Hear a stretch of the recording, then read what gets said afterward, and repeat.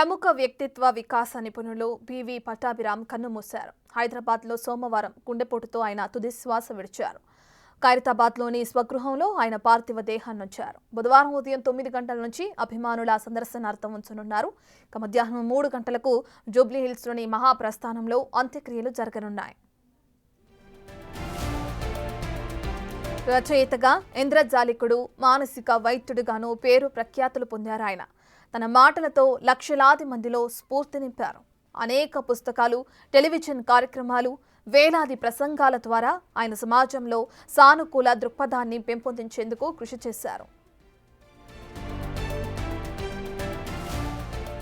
BV Pattabhiram తెలుగుతో పాటు English, Kannada, తమిళ భాషల్లో కూడా రచనలు చేశారు. విద్యార్థుల కోసం ప్రత్యేక శిక్షణ తరగతులు, తల్లిదండ్రుల అవగాహన సదస్సులు నిర్వహించారు.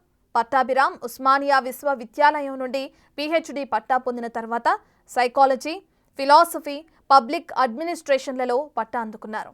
భారత్లోనే కాకుండా America, Australia, Malaysia, Thailand, Singapore, Arab దేశాలలో అనేక వర్క్ షాపులు నిర్వహించారు.